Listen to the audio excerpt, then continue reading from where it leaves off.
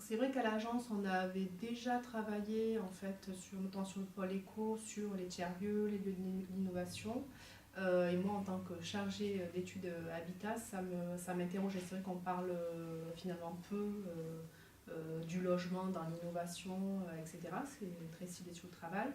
Et voilà, on s'est dit que ça serait intéressant de creuser un peu cette question. Alors, pas sur faire un inventaire exhaustif de toutes les manières de loger, les formes d'habitat qui se développent ou qui renaissent, mais plus sur mettre en avant des signaux faibles, des changements de société, alors faibles ou plus ou moins, qui vont impacter ou qui impactent déjà en fait la qualité d'habiter, les modes d'habiter et le logement en tant que tel. Donc nouvelle forme d'habiter sur le territoire marseillais ou en tout cas sur le territoire métropolitain. C'est vrai qu'on ne s'y attendait pas, mais il y a quand même beaucoup d'expériences, en tout cas qui reflètent un peu ces lignes qui sont en train de bouger au sein de la société et à l'échelle du territoire marseillais. Donc c'est vrai qu'on a eu l'agréable plaisir de rencontrer Antoine Guillon, donc, qui est cofondateur de Startup Marseille, qui est un lieu vraiment entre co-living et co-working, donc qui mêle en même temps le travail et le lieu d'habiter, le logement, pour favoriser en fait le montage de leur projet. Donc c'est vrai qu'on appelle ça des hacker house, donc c'est le nid des États-Unis, de Seattle notamment, mais qui est très imprégné de la French Tech, du milieu marseillais.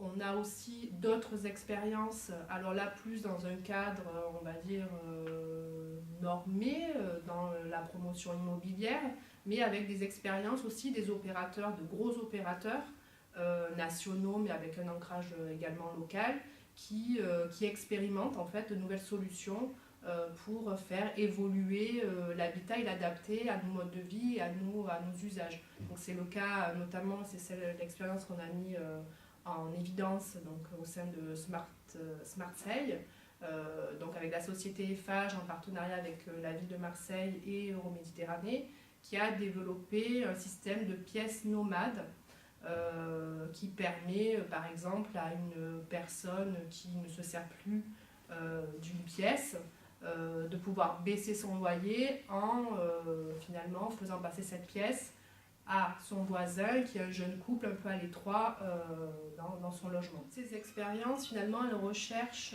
la qualité d'habiter, de ne pas appréhender le logement comme un produit, un simple produit, mais plus comme quelque chose qui est notre nid, où on recherche, on enquête de bien-être aussi, et de sa relation avec l'extérieur.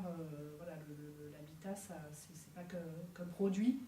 Ça interroge aussi nos relations et le lien social qu'on a avec notre environnement, à commencer par les voisins, mais aussi notre quartier, notre ville. Et ça interroge aussi les modes de faire, la qualité architecturale dans la production neuve, la prise en compte des orientations, du contexte des terrains. Donc ça interroge beaucoup de choses et on espère faire d'autres publications sur ces sujets pour pouvoir tirer tous ces fils qu'on a commencé à dérouler.